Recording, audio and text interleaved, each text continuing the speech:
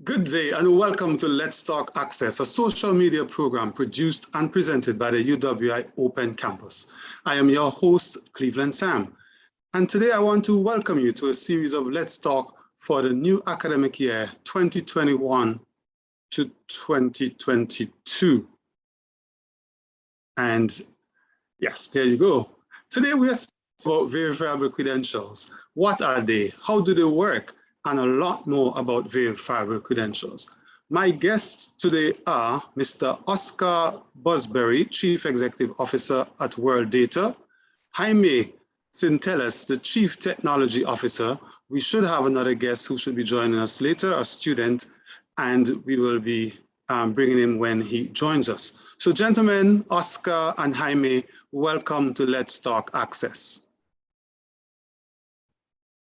Thank you very much, Cleveland. All right. Good afternoon to everyone. All right. Welcome to this program, guys. I know you've been working with the Open Campus for some time now, but it's the first time you're actually on our social media program. So I want to give you a special welcome to the program, Oscar and Jaime. Also want to apologize for our colleague, Jamie Lee Rock, who also was advertised to be on the program, but due to circumstances beyond her control, she's not here this evening. But as they say, the show must go on, guys. So Oscar, I want to start with you. You have been involved with the Open Campus and Verifiable Credentials project for some time now. Tell us, how did this project come about? We essentially have been working with verifiable credentials now for almost 3 years, and we're one of the leaders in that field, in close cooperation with the Inter-American Development Bank's LACCHAIN network. There was a global competition for high-tech companies to offer solutions in the identity field. And to make the story short, we won that competition along with our partners, the University of West Indies. Okay, so you were in partnership with the university to win this project from the IDB. That's right. All right. And I'm going to go to Jaime now, because you're the man who actually deal with this thing, you know, where the rubber meets the road, so to speak. So let's start from the beginning with you, Jaime. What exactly are verifiable credentials? Well, first of all, good afternoon to everyone that is watching the program. A verifiable credential is an open standard, and this verifiable credential is a digital form of what we represent information as a physical credential, such as passports, licenses, and in this case, education certificates from the university. So a verifiable credential, in other words, is just a digital form of what you may have today as a credential in the physical world. Let me complement that, Jaime, if I may. One way to the perspective, especially from the students that are looking at us, verifiable credentials essentially is your portal to work, play, and transact online in a trusted manner. It is critical to your future. Okay, thank you very much for that interjection, Oscar. Jaime, you want to continue? Yes, of course. Well, if a student right now wants to apply to any kind of course, any kind of interview or job, they will need to present a physical credential of achievements, a physical credential of bachelor degrees, etc. Using verifiable credentials going into the digital world, students or any people will be able to present these digital credentials, and instantaneously the employee or any company will be able to validate that these digital credentials are indeed issued by the university are indeed among what the person is presenting. It's valid, it's real, it's tangible. Besides papers, one thing about papers is that papers can be misplaced, papers can be duplicate, they can be crafted.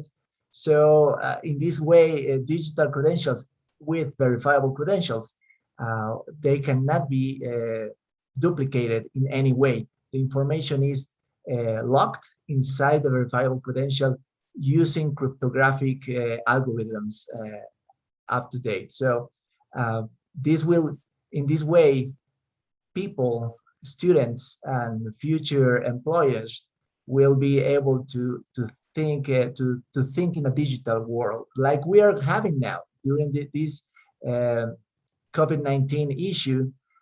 We were pushed to use more digital ways to communicate, with digital ways to work, and that yes, and that makes verifiable credentials a key product that any university and any person can use right now and can leverage and empower what they want to make, a digital persona.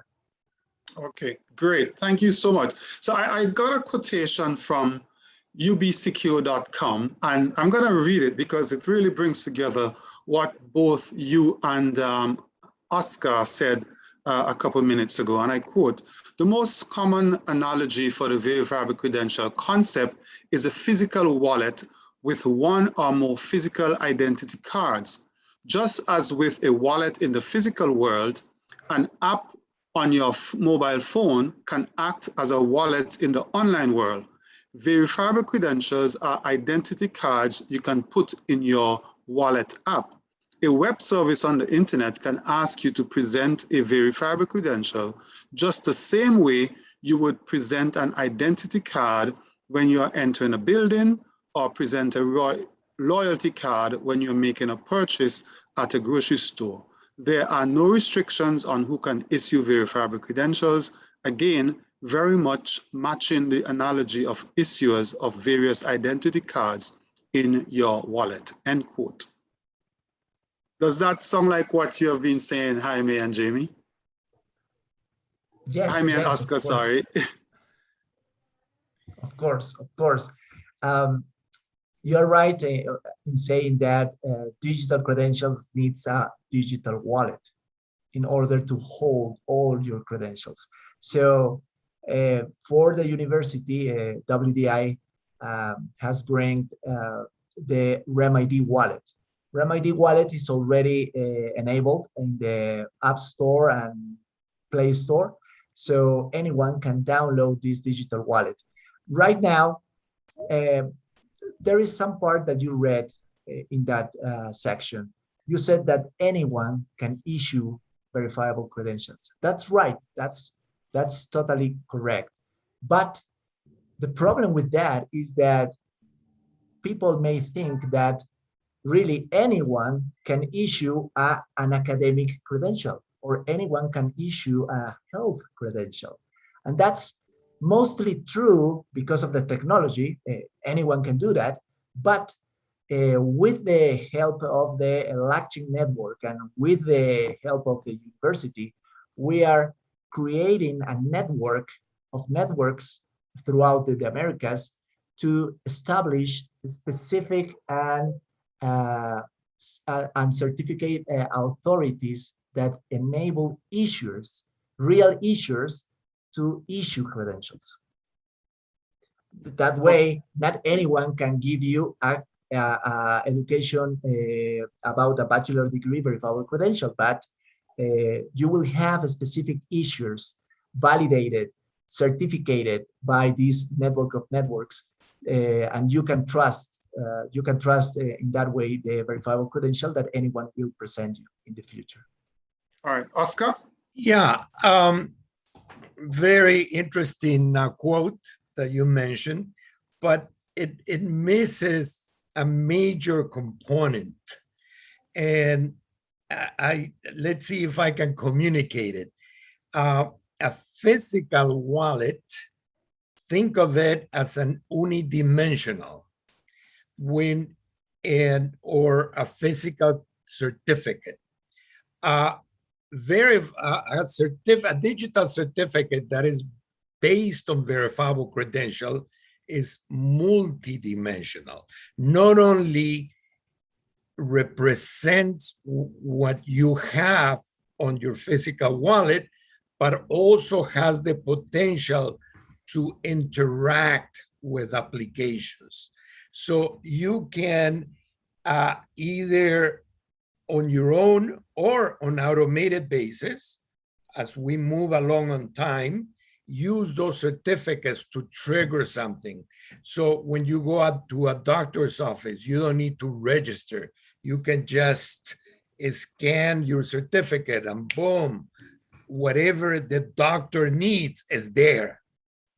And moving forward in time, you can interact with the smart contracts. So when you go into a bank, you scan certain credentials and the bank loads into your wallet what we call an initiative. This is a new potential loan for you for such and such percentage instantly. Do you want it or not? So it really opens, as you become cognizant of what verifiable credentials means, it enriches your digital persona in a very, very fundamental way. So that's what the quote is missing behind the scenes. Okay, well, thank you very much for pointing that out, Oscar. We really do appreciate that. All right, so the UWI Open Campus is involved in the Verifiable Credentials project, where the university campus wants to issue 2,500 credentials over a one-year period. And currently we're involved in this pilot with you, Oscar and Jaime. Tell us, Oscar, a bit about the pilot. How has it been going so far? Or Jaime or Oscar, whichever of you want to speak. Well, I'll give you the high-level picture. Jaime can drill into the details. So far, we have started very well, but obviously one of the objectives of the contract is to reach 2,500. We would love to reach 35,000 and more, and really even go beyond just the certification of courses, but as well of student IDs. So we're proceeding according to a schedule, and I think in the next 30 days to 60 days, we'll go into production. Jaime? Well, speaking about that, during this pilot, we managed to reach some students. We managed to talk about the verifiable credentials, how they feel the technology in their hands, and how we can reach more students without any issues. For example, one of the things that we have inside the digital wallet is that you need to validate your phone number.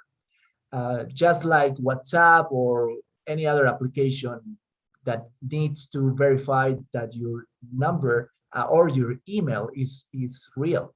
So we encounter some problems in certain countries within the campuses on the university because of the carriers of the SMS. The SMS text message that is used for the short code to verify your number sometimes doesn't arrive on time, and that makes the student thinks, oh, okay, what happened with the SMS? Where is it? And they try to get the SMS again. So those kind of technical issues outside of what we are doing need to be tackled, and we are thinking in many other ways to tackle those issues and to give a very easy process of enrollment for any student, for every student. Talking in more detail, We were working also with 2 courses in this pre-pilot, and for the next in the next 30 days, we are going to enable 17 more courses to issue more credentials. But the main objective, besides getting 2,500 students, is to reach all campuses inside the university and to get stakeholders outside of the university and internal stakeholders as well to gather this technology to make a network inside the Caribbean. So everyone uses the verifiable credentials as anyone uses government IDs right now.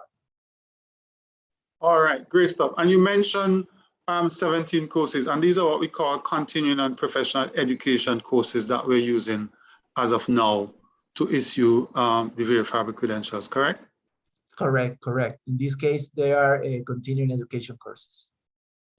All right. Oscar, were you gonna jump in? Yeah, just a quick note here. I think Jaime hit on something very important. One component is to issue these verifiable credentials in the form of digital certificates, digital IDs to the students. And that's a great step forward. But we want to go beyond that. We want to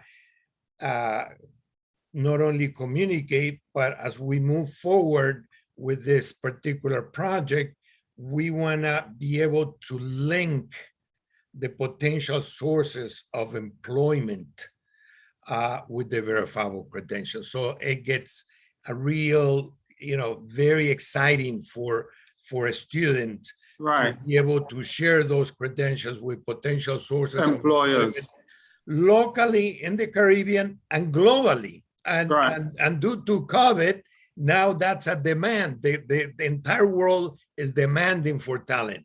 And our hope is that the Caribbean will come to that occasion and will expose their talent globally. While you're on that, in terms of the global aspect of this of verifiable credentials, how have you seen verifiable credentials take off in other markets of the world, Oscar? Well, there is good news and bad news. Give us the good news first. Yes. The good news is that the University of West Indies is literally a global player now. Trailblazer. Sorry? Trailblazer. Exactly. We, as this partnership is really putting, we're one of the few universities in the world that is moving ahead aggressively in verifiable credentials. But within the next year or so, there are plenty of universities that are looking at this. So this is not going to be, verifiable credentials like any new technology is going to take, in order to be global, is going to take a process, 2-3 year process. But the ones that become first or arrive first are going to obviously reap the best benefits. There is no really bad news, but I guess instead of bad news, I would say we have to grow with the available stakeholders. And we are going to do our part in getting local and global stakeholders, for instance, in the areas of jobs. That is still, it needs to be done. Okay, great. I'm not sure if it was you or Oscar, you or Jaime, who was involved with the stakeholder engagement we had in St. Kitts. Well, for the students who did the pre-pilot that was based in St. Kitts, even though the students came from all over the region. We had a stakeholder, I think it was in June or July, and you would have been speaking with the students. How excited were the students about this whole project? Well, as far as we know, because Jamie were more in touch with the students, Jamie Lee Rock, we know that they were excited to test out this technology, this new technology. They were asking many questions about the security, about how they will receive the credential, how they can back up the credential. So if any in the audience is wants to know more about it, we are eager to listen any questions. But to answer some of them about the security, that's something that many people ask in forums, and they say, well, what's the security about this? How can we be certain that no one will duplicate my credential, that no one will change information in my credential and will present that credential as a different person? In this case, we are using cryptographic algorithms, similar to the blockchain technology. In the back office of how these verifiable credentials works, we have a blockchain network that runs and saves information about every single credential being issued. But what technology do we use? We use cryptographic keys, a public and a private key, to ensure that your credentials are real, to ensure that the university issue your credentials. How hard are these private keys, these cryptographic algorithms? To put it in a simple way, if you get all the computers in the world and you want every computer to try to brute force the private key, that's the key to enter your credential, that's the key to issue new credentials for the university in this case. If you use all the computers in the world, you will require centuries to crack a private key, and a specific private key. And that's the technology that runs blockchain with the verifiable credentials. That helps a lot on the security, but no matter how long or how secure this private key is, it depends also on how secure you get using your digital wallet. How secure is your password? How secure is your PIN number? So at the end of the day, you need to be very careful on your credentials by using a long password, a very difficult password to guess, to have backups in place on your cell phone in case you lose it. So that's the security of the verifiable credentials. No one can crack the private key. No one can impersonate the university as a new issuer, but you still need to be careful with your passwords. All right, great. We're going to continue with the security issues and what are the benefits of using verifiable credentials. But before we do that, I just want to remind those who are viewing, in case you have any questions or comments and you want to find out additional information about verifiable credentials, you can send an email to cpe@open.uwi.edu. Once again, that email address is cpe@open.uwi.edu. And remember, if you have questions and comments, you can leave those in the comment section of our Facebook page as well as our YouTube channel, and we will ask those questions of our guests for you this evening. I want to ask now, just get back to some of the basics, because this is relatively new technology. As Oscar said, the University of the West Indies Open Campus, we are trailblazer in this technology in the region. I know other institutions in the region are also looking at it, such as the Caribbean Examinations Council and so on. But back to basic, who uses the verifiable credentials? Is it the holder of the certificate or the institution, such as the education institution, the employers, or both? Well, go ahead, Oscar. Well, both.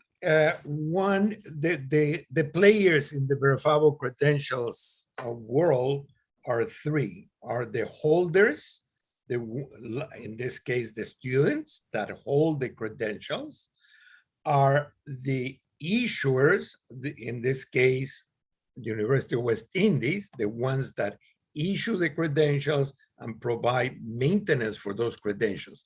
They can issue those credentials for, let's say, a year, 2 years, or perpetual. They have the wherewithal to issue those credentials as they please with the appropriate rules.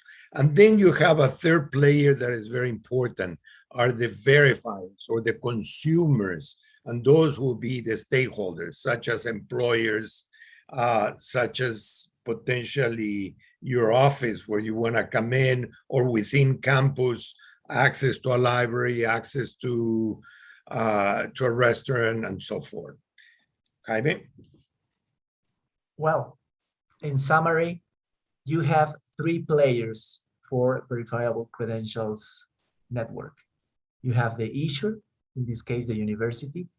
You have the holder, that's the student or any person that receives a verifiable credential. And finally, you have the verifier. Who is the verifier? Anyone can be the verifier. An entity, a coffee shop that gives prizes, another university, your wife can be a verifier. So these 3 players makes the verifiable credential ecosystem doable in rules and how they play together. Okay, great. All right. So let us continue with some very basic information. How easy or how challenging is using the app and the technology for Verify? I mean, you don't have to be tech whiz or tech savvy to use this, Jaime, do you? No, of course not. Of course not. And if you let me, I will share my wallet. Okay, you're gonna give us a demo, Jaime? Yes, a little bit. Okay, great. A little bit. So right now I'm in my wallet. I have some credentials. I can also in RemID wallet, you can also save any other information like social security numbers, driver licenses, or credit cards information, or bank account authorization access, etc. Whenever you save that information, every single bit of that information is encrypted inside the wallet. You don't need to know that. You just know that the wallet is saving your information within your device with all the top securities that we have right now in the world. What we have here is many credentials. I will go into one of them. I can check that the course was building background and compressible input. I have a description of the credential. I have the presented to credential, that's to Jamie Test Centellas. In this case, it's a test. I can also verify the credential online, and that's where anyone can be a verifier. This verification makes many steps, but in summary, you just need to know that every single check is based on the blockchain network standards and that your credential is validated right now. You can share your credential presenting a QR code, or you can share your credentials sending it to any of your contacts whenever you have new contacts on your contact listing. What's more, this is very simple. You can go into issuers and you can take a look at what issuers we have right now, and you can, some credentials be requested directly from the wallet, and some other credentials need to be scanned by specific QR codes. When the university sent in this pre-pilot phase the first credentials to students, each student received an email. This email had a deep link connected to the digital wallet, or If they are on a desktop device, they can take out their mobile phone and scan the QR code that is in the email. In that way, this information goes into the digital wallet, and then you receive your credential. What else do we have? Well, we also have initiatives. That's something that Oscar said and mentioned. And one of the initiatives that we ran last year was about the pandemic. That was COVID-19.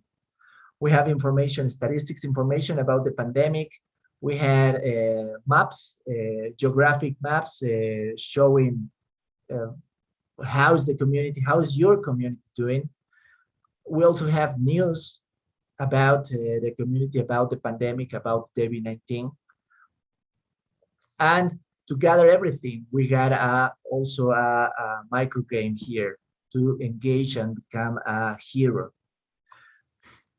But that's just one type of initiative. In other country, we also have voting control made and backbone by the, well, in this case, Murphy's rule law. So we have many types of initiatives, and we can have more inside the digital wallet. What's different is that each initiative creates a community where you can share credentials, a community where you can receive credentials. And in a roadmap in the near future, we are also going to provide tokens, tokens to create and tokens to have to buy things, to exchange things in a marketplace run and powered by the blockchain technology.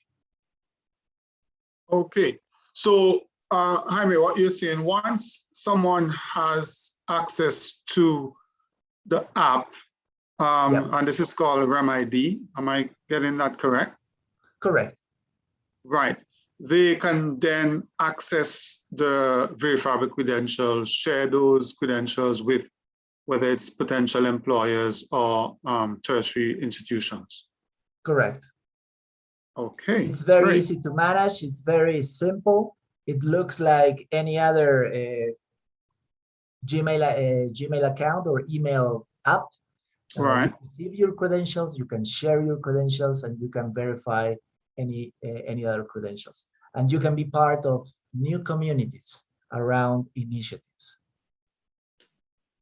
All right. So I want to look now on the benefits, because I think when we're speaking about a new project, a new initiative, that people want to know what the benefits are.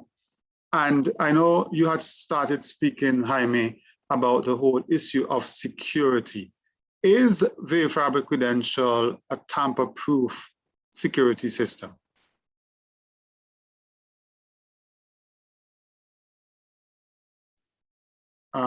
Is Jaime there, or is us? Sorry. Yes, I'm here. I'm here. Right. I was asking if it's tamper-proof or fraud-proof, because we know this is one of the main challenges particularly with academic credentials. Yes. In this case, verifiable credentials are tamper-proof because no one can change information inside credentials. You can, of course, copy it, you can duplicate it, you can make backups of your credentials, but you cannot change information inside it because of the digital verifications that we have in place, the digital signatures that we apply to the credential as well. Not only the university signs the credential, but we also record every single credential, not the whole information, but the hash of the information, like a fingerprint of the credential that goes and it is being recorded in the blockchain. And the blockchain technology is like a big ledger that no one can change, no one. And that makes this a tamper-proof technology for the future. Great. I mean, as I said, fraud in academic credentials is one of the major issues facing institutions all around the world. So this solves that problem for sure. Another one of the benefits I'm told is that it protects your privacy because you can control basically who has access to your credentials. Yes, yes. Oscar? Yeah, behind this verifiable credentials also is called self-sovereign identity, another name for this whole field. And it really it's quite a transformation because right now, whether you know it or not, your credentials are on the hands of these huge global providers. When you go in and you tell Google, yeah, save my password, guess what? Part of your digital persona, and that's a credential, it's in their hands. When you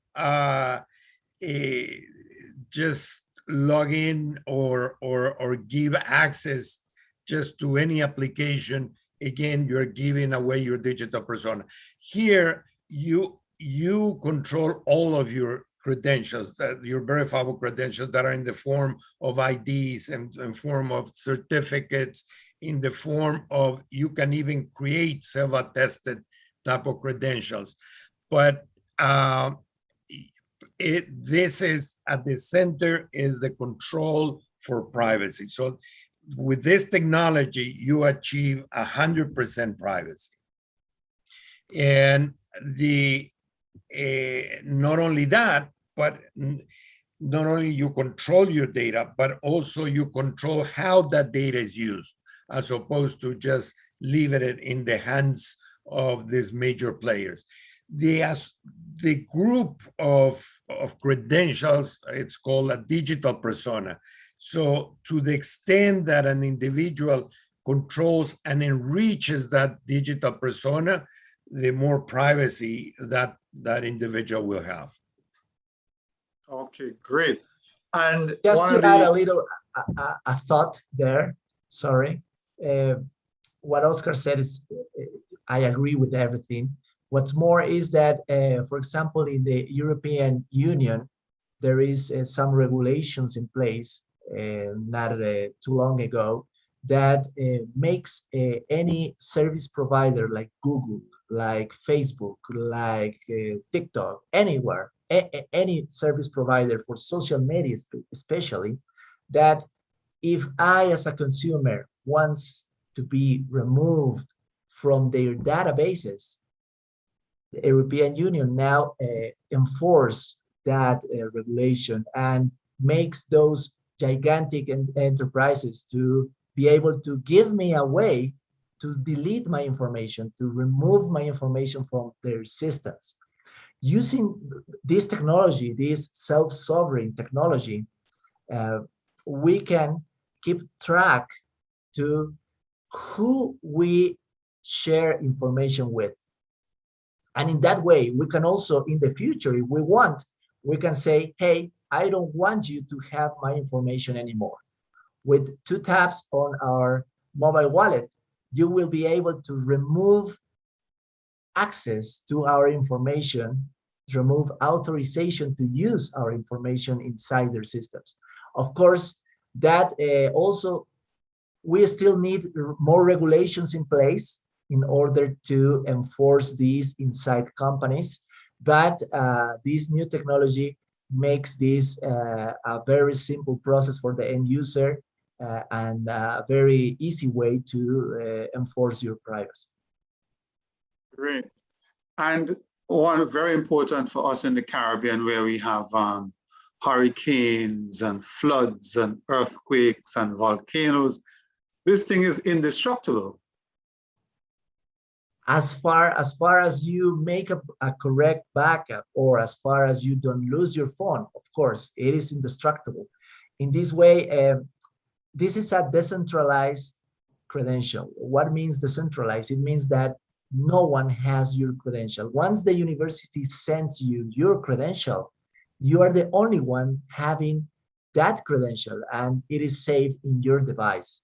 Of course, because it is not a paper. It can be burned, it can be lost, but you can still lost your digital wallet. You have to take care of that. But nowadays, I think people cares more about their mobile device than even their keys for their homes, Or right? their wallets. Yes, you can forget your keys. You can go to your work and say, I'll forget my keys. I'll get the spare key when I come back. But if you forget your mobile phone, no, you go back to your home. Jump back into the car. No, my phone. I need my phone. So people is living with the phone right now, and that's what you need to keep in safe places. You need to keep backups in place, and that makes these verifiable credentials almost indestructible, of course. Almost. One Go ahead. little clarification, just to add addition and clarification, is that REM-ID has the capability, again, is given to the individual that owns that particular wallet, the capability to completely back up in his own cloud environment. We made it very simple. So if that individual loses his phone, he buys a new phone and recovers that completely. Correct. Great. That's a great interjection there, Oscar. Just to remind viewers that if you want additional information on the Open Campus Verifiable Credentials project with World Data, you can email cpe@open.uwi.edu. That email address once more, cpe@open.uwi.edu. All right. And of course, the most profound benefit of this, it's convenient. You can access it anywhere, anytime. You don't need to print a thing. Yes, totally. It's a very convenient way to have your credentials. And in the future, you will not only have your credentials. If you're a parent, you will have credentials of your children. You will have credentials on your pets registration, pets vaccines, and why not? If your father gets older, you can also be a holder of your father verifiable credentials, and in that way, you will have everything in one place. Families used to have folders for papers of the house, papers of the car, papers of the bank accounts, etc. And during earthquakes, as you said, you can lose them all. But in this case, you will have everything in one place. You can arrange them, you can make them favorite, you can share them, and why not? Improving government flows. So you can make one. Help me out, Oscar, with the government, please. Here, I cannot find the words. You can make government applications more easily going. Yeah, not only that, but it will apply across the flow of achieving transparency. I mean, governments claim that they're democratic and transparent, but with this technology, if they really endorse it and adopt it, finally we'll have complete transparency. Okay. Ideally. Ideally, in an ideal world. Right. Yes. So from where you guys sit, how important is this project to the Caribbean region? I mean, I know it's a big question, Oscar, but it's important as well. No, I think if we were 5 years ahead in the future, you know, if this was 2027 and you ask me, oh, how important was that project? I think we'll see that was critical, because it seems that it it's just about the academic community, it's just about University of West Indies, but this has the potential to permeate throughout the Caribbean. And I think if we're able to create a critical mass of stakeholders, and I don't mean dozens and dozens, if we can get 3 key stakeholders, we will achieve sustainability, and we will literally begin to have a major effect in the Caribbean at the beginning at the academic level, but then it will permeate into all of the key areas of the Caribbean, such as tourism. Imagine for a tourist to arrive in the Caribbean and have already an issue credential by the Office of Tourism or by whoever is the stakeholder, where with that credential can transact special packages, hotels, you name it. I mean, it will put the Caribbean ahead of every tourist location in the world.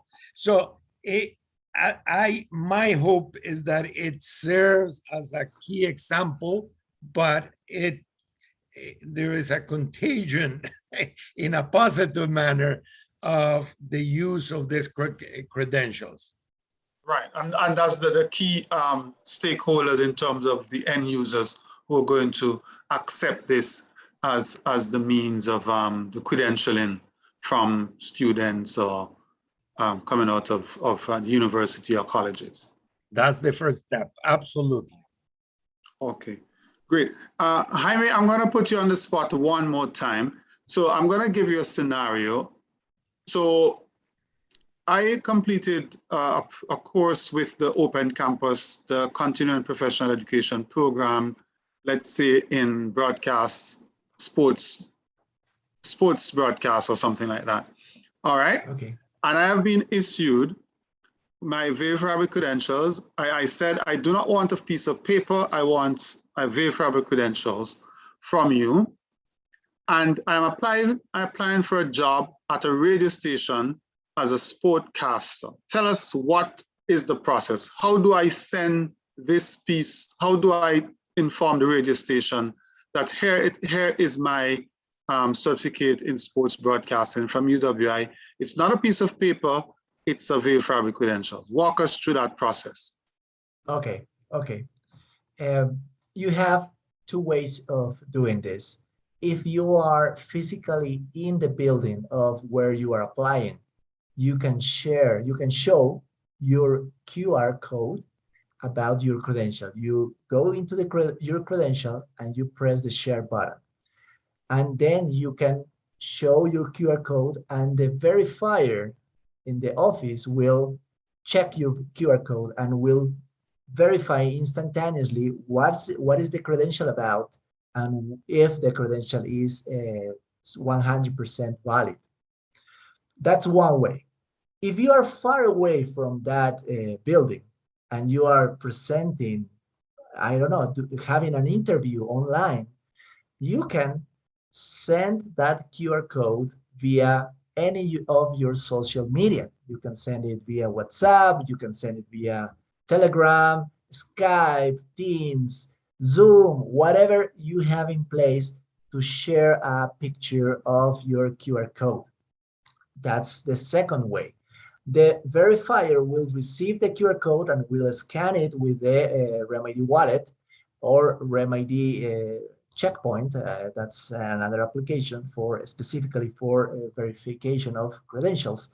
But instantaneously, again, they will check your certification.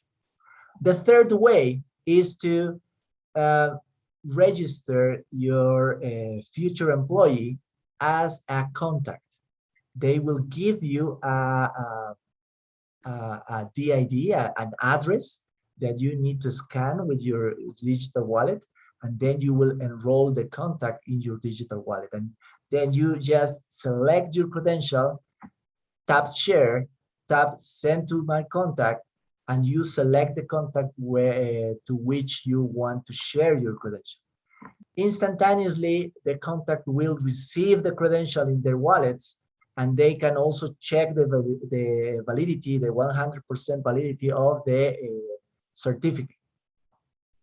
Those are the main process that the students or any person will use with the credentials. And in the future, well, not too long in the future, but a short period of time, we are going to integrate this technology of validating credentials also with certain systems that the university and the stakeholders have. So whenever you interact with a system, let's say that you are fulfilling a form to apply to a job, that you will have a certain functionality to upload your credentials there, and you will connect that form with your digital wallet, RemID, and the RemID will send the credentials to that form, and automatically the receiver will have the verifiable credentials, and they are going to be able to verify them. So we are thinking in all the processes in a digital way and in a physical way. But there is one more step, one more way to do this. Let's say that for any reason, you want to print out your credential. You want a paper for any reason, because the stakeholder or the employee or the office where you are applying does not have the digital wallet to verify your credential. Well, with the university, whenever we issue a digital certificate, you will also receive a PDF that is also saved in your digital wallet, and a PDF that you can download and print out in a paper like any other kind of certificate right now. So in that way, we are merging the digital world with the physical world, because we still know, as Oscar said, that it will take some time for people, for enterprises, for entities to embrace this technology, fully embrace this technology, but we will still live with paper. Sadly, it will still be needed for some time. Yes, paper is going nowhere anytime fast, anytime soon. Yes. It's gonna be around with us. But for those who want to use the digital, it will be available, and it is now available at the Open Campus for some of the CPE programs, continuing and professional education programs, courses, definitely. All right, believe it or not, we are coming to the end. We been here for 51 minutes already. So I want to give both you and Oscar an opportunity for some final words before I wrap up. So Oscar, I'm going to start with you. Well, first of all, thank you for the entire audience, whoever is listening. This is a very exciting project.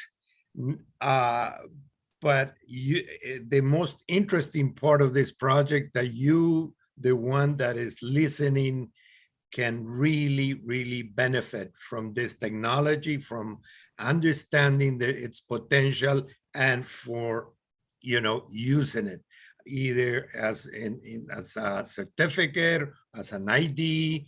I will encourage you to download RemID, and we really look forward to quite a successful project and quite an impact for the beautiful Caribbean region.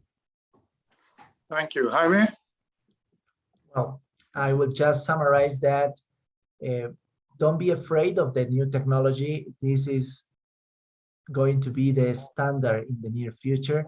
You'll see that it is very easy to use. It is very safe to use.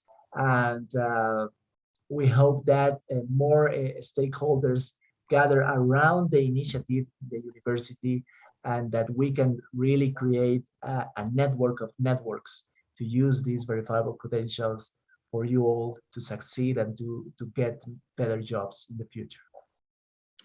Thank you so much, Jaime and Oscar from World Data and RemID. It's been really informative today. We really want to thank you so much for making the time to be with us this evening, this Wednesday evening here in the Caribbean. And for you who have been watching another edition of Let's Talk Access, a program produced by the UWI Open Campus. Today, we spoke about the implementation of the Verifiable Credentials project at the UWI Open Campus for continuing and professional education courses. If you need additional information on this project, please send us an email at cpe@open.uwi.edu. Once again, cpe@open.uwi.edu. You can also check us out on the World Wide Web at www.open.uwi.edu. And of course, follow us on Facebook, Twitter, and Instagram. Special thanks to my team, Patrick Johnson, Richard Bath, Cherise Glasgow, Marcia Reed, and Louis Boxell. Until next time, I have been your host, Cleveland Sam. Good evening.